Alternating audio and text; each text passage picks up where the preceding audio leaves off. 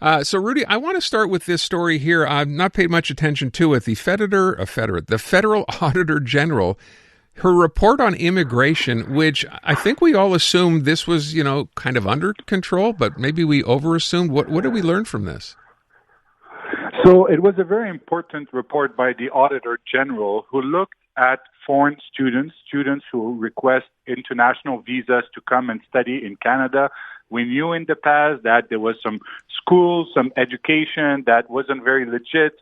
They were sometimes forming some schools, and that was a way for some certain people from certain countries to come to Canada and to apply for an education visa, which in fact wasn't a real school. So the Auditor General did an audit and found that there was more than 153,000 international students admitted in Canada, and we're looking at the years of 2023, 2024, that there was red flags concerning their application or the college or the schools that they were applying, and that the immigration ministry only did 2% of audit in terms of those red flags cases. So it's a big news yesterday that was released by the Auditor General, because you can see by the number, not only the scale, but also the fact that we don't even know afterwards if those people were at the end of their visas, have they left Canada? That's also something that the Auditor General pointed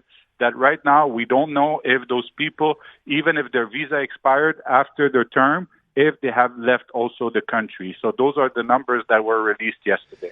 All right, so obviously not much of a job when you say only 2.5% of them flagged. What about those businesses or those universities that, fraudulently went ahead and took those people in? What's in store for them? Yes, that's also a big question, because some universities, some colleges, some licenses were removed or were revoked.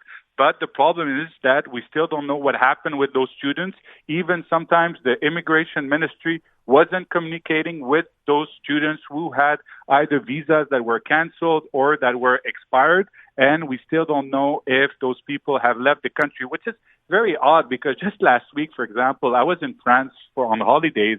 And when you go in a foreign country, you have a stamp when you get in and you get a stamp when you get out. Right. But in Canada, we have this thing. We have a stamp when we get in, but the immigration ministry cannot say how many of those fraudulent visas if those students have left the country. All right, let me move from that story to something a little closer to home. First of all, who is Gilles Bélanger, and why are we going to talk about him? So Gilles Bélanger is the current minister when it comes to cybersecurity, but he said something yesterday. He said that if Bernard Drinville wins the leadership of the CAQ, he will sit as an independent member of the National Assembly.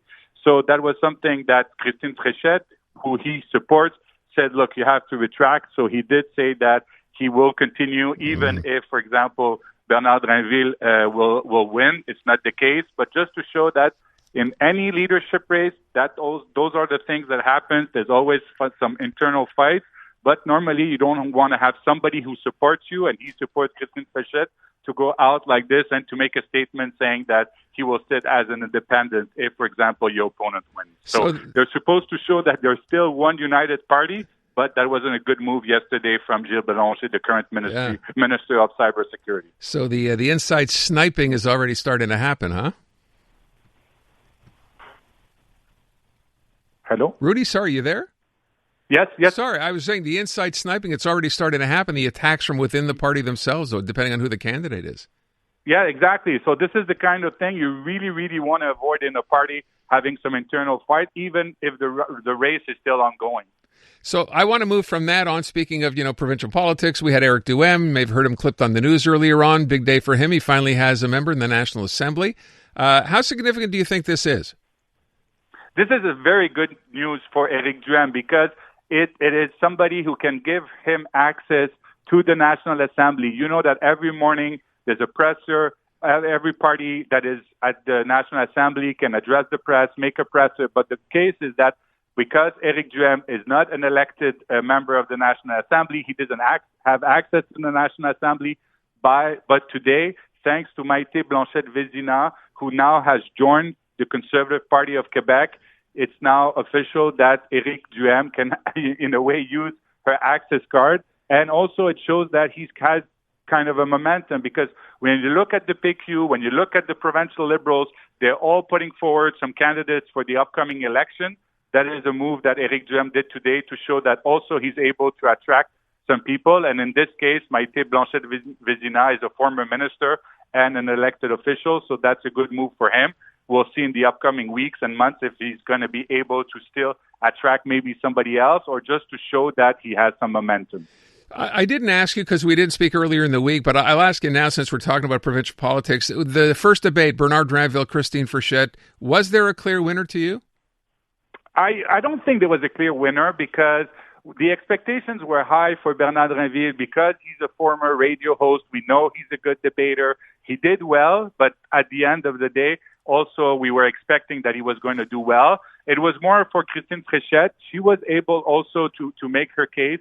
So I think it was a draw. I think both of them did very well. But at the end of the day, even if somebody did an outstanding performance, you cannot go and buy a card or become a member of the CAQ and vote in this leadership. So it's more something that basically people are, I think, inside the CAQ has already made their choice.